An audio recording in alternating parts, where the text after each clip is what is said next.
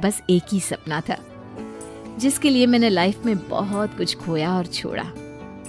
लेकिन अब इस अर्ली रिटायरमेंट के जरिए मैं बस तुम दोनों के साथ और पास रहकर बिना किसी हड़बड़ी की जिंदगी जीना चाहती हूँ। सास की बात सुनकर काजल मुस्कुराकर चली जाती है।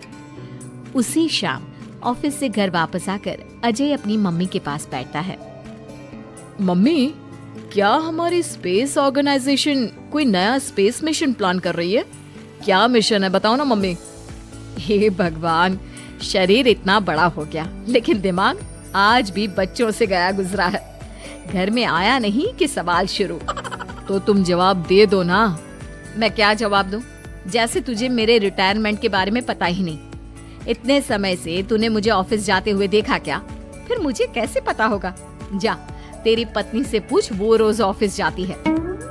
माँ की बात पर अजय आवाज लगाकर काजल को बुलाकर वही सवाल उससे भी पूछता है, पर काजल उसका कोई जवाब नहीं देती। और बोलो पत्नी से पूछने के लिए। मैडम जवाब ही नहीं दे रही। सवाल जायज हो तो जवाब मिलेगा ना। तुम्हें अच्छे से पता है, कॉन्फिडेंशियलिटी रूल्स के चलते हम किसी से भी ऑर्गेनाइजेशन और मिशन से रिलेटेड कोई बात नहीं कर सकते। वो तो पता है, लेकिन मुझसे भी छुपाने का मतलब समझ में नहीं आया। वो मम्मी, रिटायरमेंट एप्लीकेशन के बाद से आपने ऑफिस भी आना बंद कर दिया। सबको लगा कि अब आप इंटरेस्टेड नहीं होगी, इसलिए इन्फॉर्म नहीं किया। क्या तुम भी इस मिशन का हिस्सा हो? मैं ही इस मिशन की लीड साइंटिस्ट हूँ। ये हमारा अब तक का सबसे बड़ा और इम्पोर्टेंट मिशन है। अगर ये सक्सेसफुल हो गया तो दुनिया में हमारे नाम के साथ मेरा प्रमोशन भी पक्का है। काजल की बात सुनकर दोनों माँ बेटे हैरान रह जाते हैं, लेकिन फिर सब साथ मिलकर सेलिब्रेट करते हैं। अब दिन बीतने लगते हैं। काजल स्पेस मिशन के चलते पहले से ज्यादा बिजी हो जाती है और देर तक ऑफिस में समय बिताने लगती है। कुछ समय तक इसे चुपचाप देखने के बाद एक सुबह बहू को सामने देखकर आखिरकार सास उसे टोक ही देती है। आ रही हो या जा रही हो? भाई, हमें तो तुम्हारी शक्ल देखे लगता है सदियां बीत गई।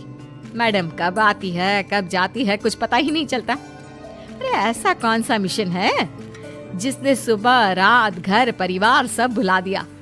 मिशन तो मैंने भी बहुत देखे हैं और गई भी हूँ, पर ऐसा हाल कभी नहीं हुआ।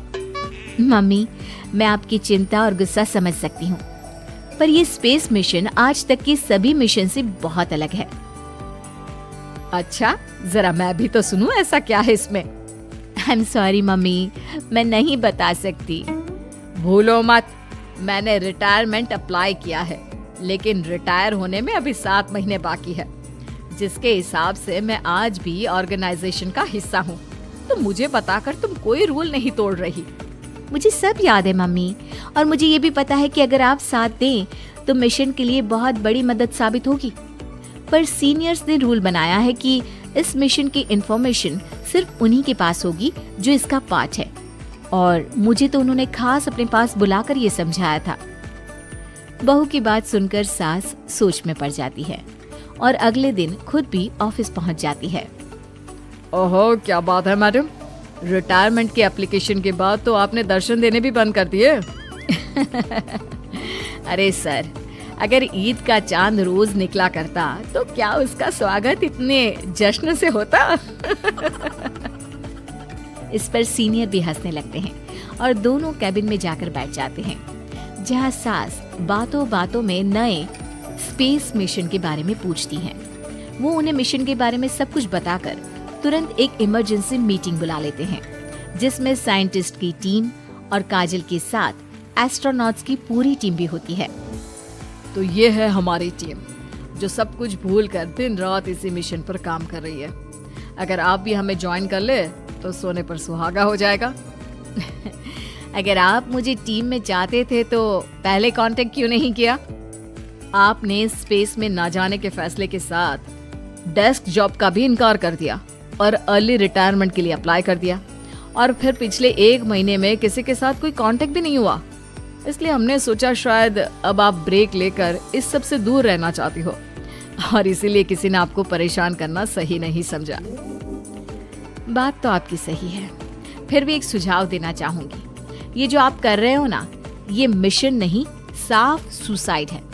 एक साथ इतने सारे लोगों को स्पेस में 6 महीने रहने के लिए भेजना आसान काम नहीं है। और ये बात मुझे आपको समझाने की जरूरत नहीं होनी चाहिए। हमें सारे कॉन्सिक्वेंसेस, स्पेस, नेचर, मिशन की मुश्किल सबका पता है और ऐसा करने वाले हम पहले नहीं हैं। इसलिए ये भी साबित है कि काम हो सकता है। आप सिर्फ एक एक्सपेरिमेंट के लिए इतने सारे लोगों की जान और मेहनत को दांव पर लगाना चाहते हो, जिसमें सक्सेस रेट भी मुश्किल से 1% है। बहुत देर तक इन्हीं सब बातों पर बहस चलने और काजल की सास उर्फ ऑर्गेनाइजेशन की सबसे एक्सपीरियंस्ड एस्ट्रोनॉट को बहुत देर समझाने के बाद भी जब वो राजी नहीं होती, तो ऑर्गेनाइजेशन के सीनियर्स को उन्हें घर वापस भेजना पड़ता है। लेकिन उसी के बाद से न चाहते हुए भी सास मिशन के बारे में सोचना बंद नहीं कर पाती। इसी तरह 1 हफ्ता बीत जाता है। माँ, जब घर में बैठकर भी मिशन के बारे में ही सोचना है, तो इससे अच्छा है कि वहाँ जाकर इस सोच के जरिए उनकी मदद ही कर दो। उन्हें ऑफिस में नहीं, स्पेस में जाने के लिए मेरी जरूरत है। वो चाहते हैं कि मैं हेड एस्ट्रोनॉट बनकर बाकी सबके साथ स्पेस में जाऊं। वाओ, रिटायरमेंट से पहले आखिरी असाइनमेंट की तरह इससे अच्छा और क्या हो सकता है माँ? आपको हाँ बोल देना चाहिए। उस टीम में एक मेंबर काजल भी है। अगर हम दोनों ही चले जाएंगे तो तुम अकेले कैसे रहोगे? वहां से जिंदा वापस आने की कोई गारंटी नहीं बेटा। अब भी हमें भेजना चाहते हो क्या? जिस दिन से आपको पहली बार स्पेस में जाते देखा है, तभी से ये डर और पॉजिटिविटी दोनों साथ लेकर जीना सीख गया हूँ। आप जाओ माँ, मुझे पूरा भरोसा है आप दोनों वापस भी आओगे और देश के साथ मेरा नाम भी रोशन करोगे। बेटी की बात सुनकर माँ के अंदर हिम्मत आती है और वो एक बार फिर स्पेस ऑर्गेनाइजेशन पहुंच जाती है, जहां उसके फैसले से सब बहुत खुश होते हैं और स्पेस मिशन की तैयारी पहले से ज्यादा जोश में शुरू हो जाती है। कुछ ही समय बाद दोनों सास बहू स्पेस में पहुंच जाती हैं। आखिरकार आज मेरी साइंटिस्ट बहू एस्ट्रोनॉट भी बन गई। सिर्फ स्पेस सूट पहन लेने से कोई एस्ट्रोनॉट नहीं बन जाता। मैं साइंटिस्ट हूँ और उसी में खुश हूँ। अगर मिशन की रिक्वायरमेंट नहीं होती तो शायद कभी यहाँ आती भी नहीं। इसी तरह दिन पर दिन स्पेस की अनेक मुश्किलें और दिक्कत सहते हुए देखते ही देखते 6 महीने बीत जाते हैं और नामुमकिन को मुमकिन करके दिखाते हुए सब सही सलामत अर्थ पर वापस आ जाते हैं, जिसके बाद से दुनिया भर में ये मिशन सास बहू की अंतरिक्ष यात्रा